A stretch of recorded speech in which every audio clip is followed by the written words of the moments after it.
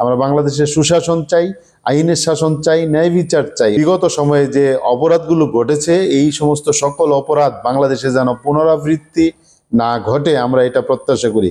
আমরা এই অন্তর্বর্তীকালীন সরকারের সফলতা দেখতে চাই, তাদের সংস্কার কার্যক্রমের অগ্রগতি দেখতে চাই। আমরা বাংলাদেশে বিভিন্ন ধর্ম শ্রেণী পেশার মানুষের সম্প্রীতিময় অবস্থান চাই। আমাদের অবস্থান, আমাদের বক্তব্য, আমাদের মেসেজগুলো একদম পরিষ্কার। আমরা দ্ব্যর্থহীন কণ্ঠে বলতে চাই, আমরা ঐক্যবদ্ধভাবে বলতে চাই, এই বাংলাদেশের স্থিতিশীলতা, বাংলাদেশের রাজনৈতিক স্থিতিশীলতা, অর্থনৈতিক স্থিতিশীলতা সুদৃঢ় হোক। বাংলাদেশের মানুষ শান্তি এবং সম্প্রীতি সহকারে বিভিন্ন শ্রেণী পেশার এবং ধর্মের মানুষ তারা বসবাস করুক, তাদের বৈচিত্র্যপূর্ণ জীবন ধারণ করুক, আমরা এটাই প্রত্যাশা করি।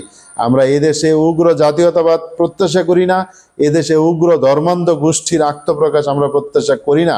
সুশাসন চাই, আইনের শাসন, ন্যায় বিচার চাই, যথার্থ আইন চাই। বাংলাদেশে অসংখ্য আইন রয়েছে কিন্তু কার্যকর নেই।